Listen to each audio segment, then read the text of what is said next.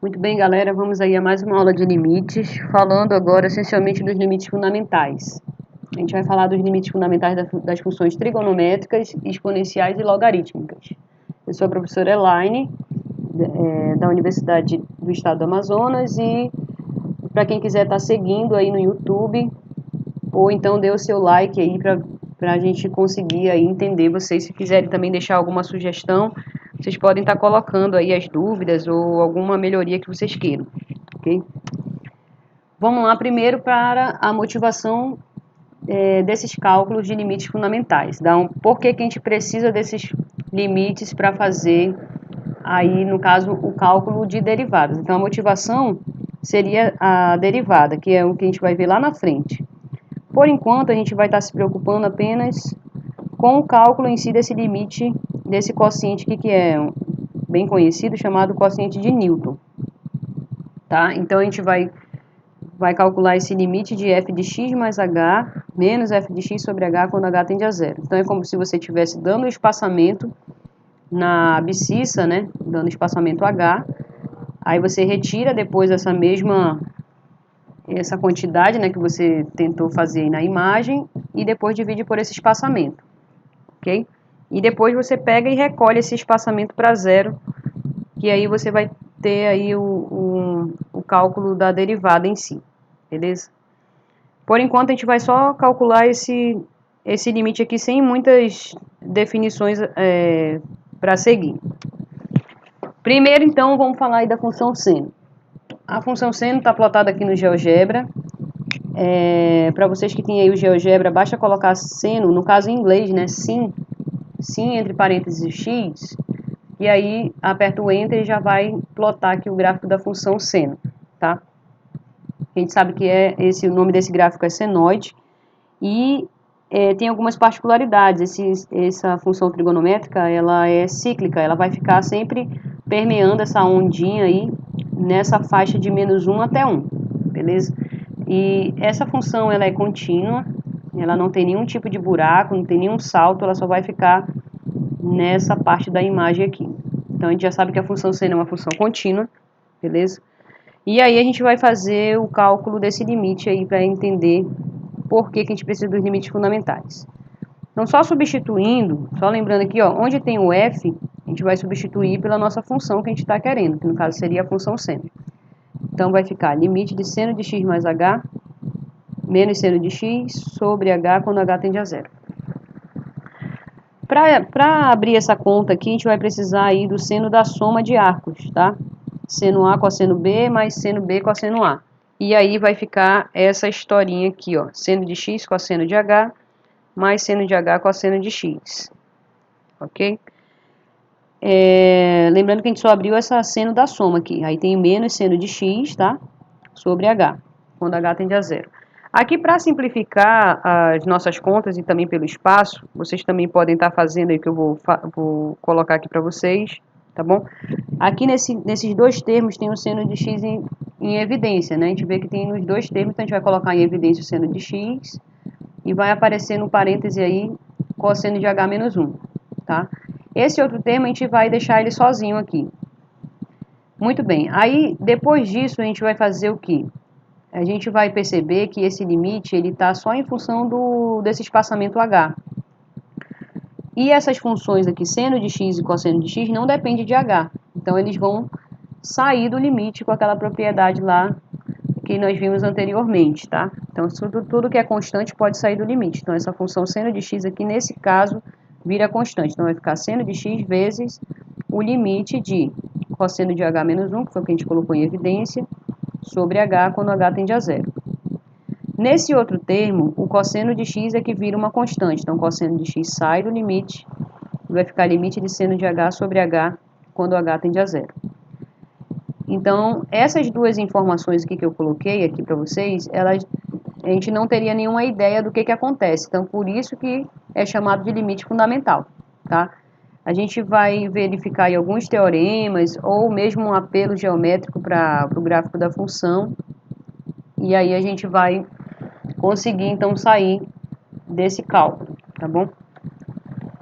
Bem, para esse cálculo aí do limite de seno de x sobre x quando x tende a zero, a gente vai fazer um apelo geométrico aqui do ciclo trigonométrico, tá? Lembrando que isso aqui é uma circunferência centrada na origem de raio 1. A gente vai pegar só o primeiro quadrante, beleza? Vai pegar um ponto sobre esse primeiro quadrante e vai estender aqui uma reta, tá? Aqui também a gente vai pegar uma reta tangenciando essa circunferência, nesse ponto aqui, esse ponto sobre o eixo, tá? Que é a reta tangente à circunferência, e a gente vai pegar todos esses dados aqui, então. Então, a gente vai considerar o triângulo OPA, certo? Vai considerar esse triângulo geodésico aqui OPA também, que seria os mesmos pontos, só que aqui seria um comprimento de arco, tá? Esse arcozinho aqui que está fechando esse triângulo. E esse outro triângulo maior, que seria o OTA. Então, a gente vai relacionar as áreas desses triângulos, tá bom? A gente percebe que esse triângulo aqui é o menor de todos, esse outro aqui é o que estaria no meio, e esse outro triângulo é o maior, tá? A gente vai calcular, então, a área de cada um deles.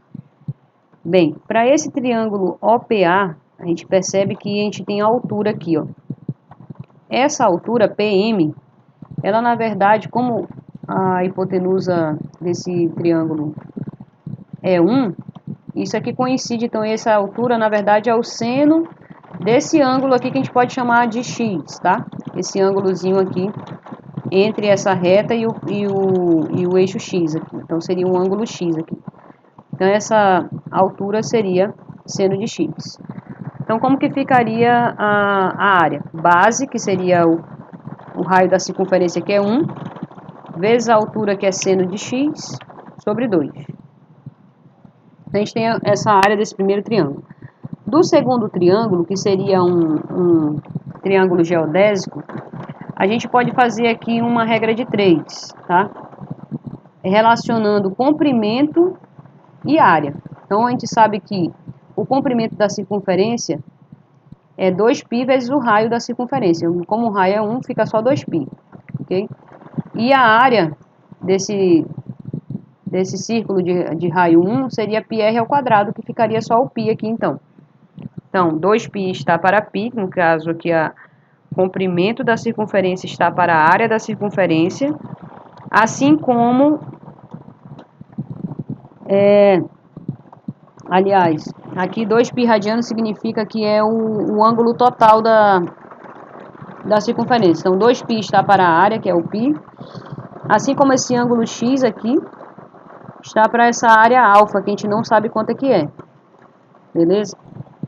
Fazendo uma regra de 3 aqui rápida, a gente vai conseguir, então, encontrar que essa área de alfa aí que a gente queria é x sobre 2, tá? Ou seja, é o ângulo dividido por 2. Aqui, ó, x sobre 2. Esse outro triângulo aqui, a gente consegue também verificar que essa medida aqui, TA, na verdade, coincide com a tangente de alfa, tá bom? Esse comprimento. Então, seria base, que novamente continua sendo o raio da circunferência, que é 1, vezes a altura, que é a tangente de x, sobre 2. Beleza? Então, a gente tem essa desigualdade aqui, envolvendo as áreas, mas, particularmente, tem aqui uma relação entre funções, né? Porque a gente tem a função seno, a função do primeiro grau, que é o x, e a função tangente de x, tá bom? Como o 2 é uma medida positiva, a gente pode simplificar tudo por 2, tá? E a gente está pegando aqui essas áreas não degeneradas, então isso aqui é maior do que 0, tá ok? E aí a gente vai fazer o seguinte, a gente vai dividir toda essa desigualdade aqui por seno de x. Como seno de x é uma medida positiva, já que a gente está dizendo que essas áreas aqui são não degeneradas, a gente vai ficar com 1 menor do que x sobre seno de x, menor do que 1 sobre cosseno de x, tá? Só estou dividindo tudo aqui por seno de x. Como eu quero encontrar o seno de x sobre x, o que eu vou fazer? Eu vou inverter toda a desigualdade. Só que lembra que quando a gente inverte uma desigualdade, uma fração, a gente inverte também a desigualdade aqui, tá? Pode ver. 3 é menor do que 5, mas se você inverter, 1/3 já vai ser maior do que 1/5. Então, sempre quando você inverte uma fração, essa desigualdade ela muda. Então, aqui vai ficar cosseno de x menor do que seno de x sobre x menor do que 1. E aqui, pessoal, é onde a gente vai utilizar aquele teorema do confronto que eu falei para vocês nas aulas passadas aí, tá? A gente tem uma desigualdade entre funções, onde você quer saber o comportamento dessa função do meio que está imprensada entre duas outras funções já conhecidas. Aqui tem um erro, porque o limite de seno de x sobre x vai dar 1, tá? Isso aqui tá meio errado. Deixa eu ver se eu consigo consertar aqui mesmo, porque o negócio tá pesado. Eu vou tirar isso daqui. Beleza. Então, olha só. Como a gente quer saber o limite de seno de x sobre x quando x tende a zero, a gente vai calcular esses limites aqui laterais. Limite de cosseno de x quando x tende a zero é igual a 1, porque a função cosseno é uma função contínua, a gente só substitui o x diretamente, cosseno de zero é 1. E aqui limite de uma função constante é a própria constante. No caso, como a constante é 1, o limite de 1 é 1 mesmo. Então, os limites dessas funções que estavam aqui imprensando, todas deram 1. Então, essa daqui do meio não vai ter para onde correr. Ela vai ter que convergir para o mesmo ponto. No caso, a gente tem o limite fundamental do seno. Seno de x. Limite de seno de x sobre x quando x tende a zero é igual a 1. Tá? Esse daí é o primeiro limite que a gente vai ver. O limite do cosseno, como eu coloquei lá para vocês, em alguns livros eles nem utilizam propriamente esse limite, tá? Mas é porque como depende daquele cálculo lá da derivada que eu falei para vocês ainda há pouco, a gente vai colocar aqui. Limite de cosseno de x menos 1 sobre x quando x tende a zero. Percebo que eu estou fazendo aqui uma mudança de variável, tá? No cálculo do início que eu fiz para vocês, aqui era um h no lugar do x. Mas isso daí é só questão de batismo, né? De hoje em diante, você vai se chamar de x. Aí você só substitui. Beleza. Para fazer esse cálculo aqui, a gente vai utilizar a diferença entre quadrados. Tá bom? Ou multiplicação pelo conjugado aqui desse termo que está no numerador. Cosseno de x menos 1, conjugado seria cosseno de x mais 1. Vou multiplicar tanto em cima quanto embaixo, porque eu não vou estar alterando nada aqui na nossa fração inicial. Quando eu fizer a continha aqui em cima, eu vou encontrar cosseno ao quadrado de x menos 1, que é uma relação trigonométrica, tá? Aqui embaixo eu só multipliquei mesmo. Cosseno ao quadrado de x menos 1 é seno ao quadrado de x, tá ok? Aqui embaixo eu não estou modificando nada, só estou repetindo. E aqui eu vou só separar, seno ao quadrado de x é seno de x vezes seno de x. Eu vou separar aqui adequadamente, seno de x sobre x, e o outro vai ficar seno de x sobre cosseno de x mais 1. Muito bem, esse limite aqui é o limite fundamental do seno, que a gente acabou de ver, isso aqui vale 1. Esse outro limite aqui não teria problema de a gente substituir o x igual a zero, tá? Então, a gente substitui já diretamente. Seno de 0 é 0, cosseno de 0 é 1, mais 1. Então, ficou 0 sobre 2, que é 0. Então, esse limite fundamental do cosseno, ele vai convergir para 0, tá? Enquanto o limite do seno converge para 1, o limite do cosseno converge para 0. Tá? Para quem quiser aí, pegar o GeoGebra e plotar essa função aqui que está aqui dentro desse limite, vocês vão perceber que na proximidade do zero, tá? Essa função aqui, cosseno de x menos 1 sobre x, ela converge realmente para 0. E já a função seno de x sobre x, ela vai convergir para 1. Tá bom? Vocês podem estar plotando e tirando aí as suas próprias conclusões pelo gráfico, porque lembra que você pode obter o limite a partir do gráfico ou fazer os cálculos do limite para obter o gráfico. Essas são duas idas e voltas aí, tá? Bem, vamos para o limite fundamental da função exponencial. Novamente, a gente vai utilizar aquele quociente, tá bom? Só que agora a gente vai estar utilizando a função exponencial de x, espx. E aí a gente só substitui. Quem seria f de x mais h aqui? Seria o e elevado a x mais h, menos o f de x, que é a própria função exponencial, sobre h quando h tende a zero. E aí, pessoal, aqui para fazer esse cálculo, a gente está sempre utilizando as propriedades da própria função. Nesse caso aqui, a gente tem uma potência, né? Onde no expoente aqui eu tenho uma soma. Então, isso aqui significa que é multiplicação de potências de mesma base. Então, aqui vai ficar e elevado a x vezes e elevado a h. Menos e elevado a x, vou colocar e elevado a x em evidência. Apareceu e elevado a h menos 1, certo? Aqui dentro do parênteses, sobre h quando h tende a zero. Beleza, aquele mesmo procedimento anterior. Nosso limite está em função do h. Então, essa exponencial de x aqui, apesar de ser uma função, a gente vai considerar ela como sendo uma constante, tá? Então, ela sai do limite, propriedade, que a gente viu nas aulas passadas, e vai ficar só o limite de elevado a h menos 1 sobre h, quando h tende a zero. Então, esse aqui, que eu grifei aqui para vocês, é o limite fundamental da função exponencial, tá? Sem ele, a gente não conseguiria sair desse cálculo, tá bom? E aí, a gente vai fazer agora esse cálculo.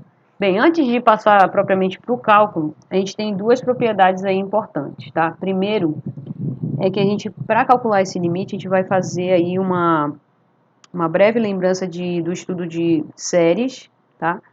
A gente vai dizer que de uma sequência aqui nesse caso. A sequência AN aqui, 1 mais 1 sobre n elevado a n, ela é convergente, essa sequência.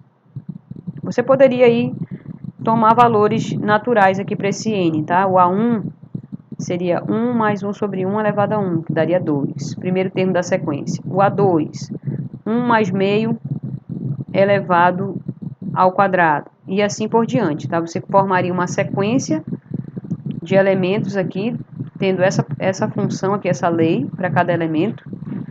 E aí a gente consegue, então, estipular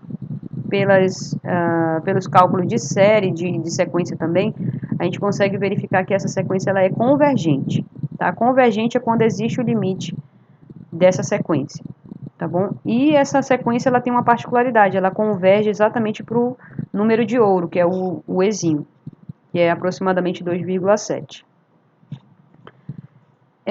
Então, a gente vai utilizar esse limite dessa sequência aqui, tá bom? A gente sabe que ela é convergente, isso é importante também.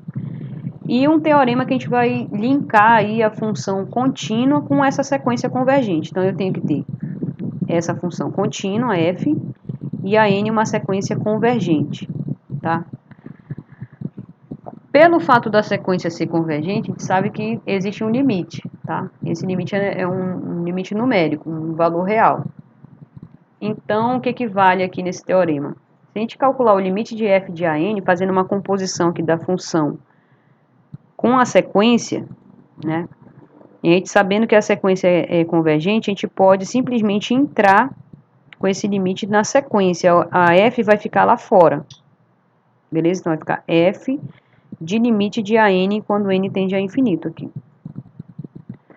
Beleza? Aí eu consigo, então, sair desse problema. A gente vai utilizar essas duas observações aqui para calcular esse limite fundamental da exponencial. Então, levando em consideração que a gente já sabe o limite de 1 mais 1 sobre n elevado a n, que converge para o e, a gente vai fazer uma substituição, tá?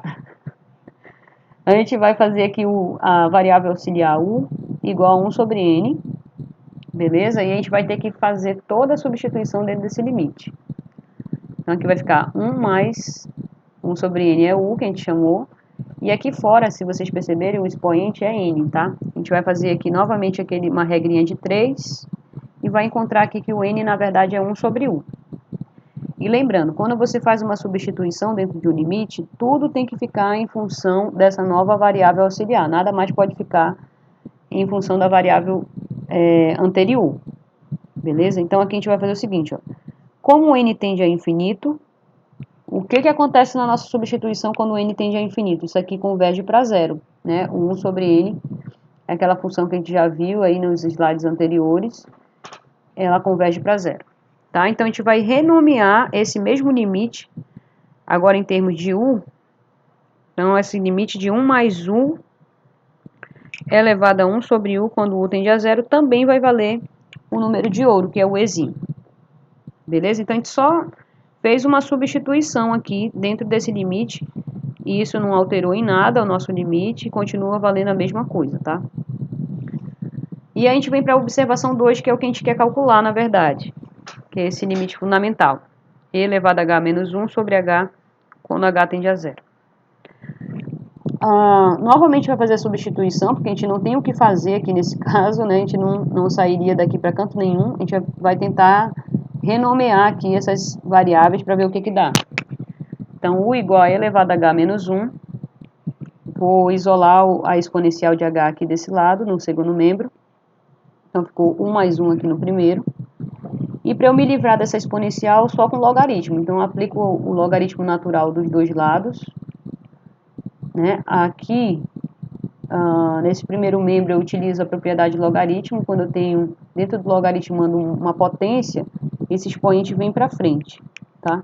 Então, ficou h vezes ln de e. Mas o ln de e é 1. Então, h é ln de 1 mais 1. Beleza, e vou fazendo toda a minha substituição dentro do limite, tá? Limite elevado a h menos 1 foi o que eu chamei de u. Esse h aqui eu consegui chegar no ln de 1 mais 1. E, novamente, tem que fazer a substituição dessa tendência aqui. O h tendendo a zero, quando o h tende a zero aqui, e elevado a zero é 1, 1 menos 1 dá 0. Então, u tende a zero. Então, fiz toda a minha substituição dentro do limite, tá? Aqui eu vou utilizar as propriedades de logaritmo. Então, aqui nesse caso, esse u que está no numerador, ele pode passar para o denominador como uma fração, 1 sobre 1. Aqui, nesse outro caso, vou utilizar a propriedade novamente do logaritmo, que está na frente passa como expoente, beleza? E aqui, nesse passo, eu utilizei esse teorema que eu falei ainda agora para vocês, porque a gente sabe que a função logarítmica, ela é uma função contínua, né? E essa sequência que apareceu aqui, ela é a sequência que eu falei ainda há pouco para vocês, tá? Essa 1 mais u elevado a 1 sobre u quando u tende a zero. Lembrando que ela está numa outra configuração, mas a gente já fez essa substituição aqui nessa observação 1. Beleza, então isso aqui converge para o elemento e. Tudo isso aqui. Ficou ln de e, que é 1, 1 sobre 1 dá 1. Então esse limite fundamental da exponencial converge para 1. E o limite fundamental do logaritmo, na verdade, ele nem precisa ter muita coisa, porque pela própria propriedade do logaritmo em si, a gente já consegue identificar quem seria, utilizando o próprio logaritmo fundamental da exponencial. Okay? Então, só substituindo naquele limite do quociente de Newton, agora a gente tem o ln aqui, tá? Eu estou usando o logaritmo natural, mas o log na base 10 aí já daria um pouquinho mais de trabalho, mas também poderia ser feito, tá? Então, substituindo lá naquela função primeira, lá, f de x mais h menos f de x sobre h. Então, aqui ficaria ln de x mais h menos ln de x sobre h. Propriedade de logaritmo, quando tem uma subtração. Isso aqui simboliza uma divisão. Vou dividir aqui cada membro por x, vai ficar 1 mais h sobre x. Beleza? E aqui, novamente, estou utilizando aquela... uma propriedade natural aí, quando o elemento está no denominador, para ele passar para o numerador tem que inverter ele. Então, ficou 1 sobre h. Tá? E nesse outro passo aqui, eu utilizei a propriedade aquele teorema que eu falei para vocês, função contínua, sequência convergente. Então, a função pode sair, ok? Aqui eu só estou arrumando aqui esse logaritmo.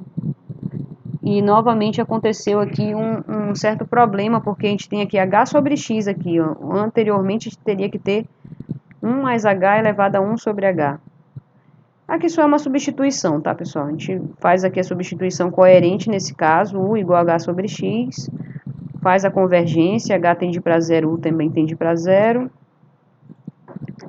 E aqui a gente está utilizando a propriedade do teorema, né, do teorema que a gente falou ainda agora, o ln sai, o limite entra na sequência, a sequência é convergente, e aqui utiliza de novo a propriedade do logaritmo, certo? Na verdade, aqui a gente já está calculando a própria derivada do ln de x, que é 1 sobre x, mas a gente vai ver isso só lá na outra unidade, tá bom? Mas para vocês verem que aqui o limite fundamental do logaritmo, ele na verdade nem existe, porque ele só depende das propriedades da exponencial. Então, por isso que ele já sai naturalmente aqui o cálculo da derivada. Beleza, pessoal? Então, antes de fechar aqui esse vídeo, eu gostaria que vocês pegassem a lista de exercícios e tentassem aí utilizar essas propriedades que a gente colocou agora para vocês. Isso aqui dá um pouquinho de trabalho no início, mas depois que vocês vão se acostumando a utilizar esses teoremas aí, principalmente desse da sequência e da função contínua, vocês conseguem fazer outros exercícios, tá ok? Então, a nossa referência é o Guidorizi, né, como base principal, volume 1, mas também tem muitas coisas aí no Stuart e na coleção de Alciese, 8ª edição.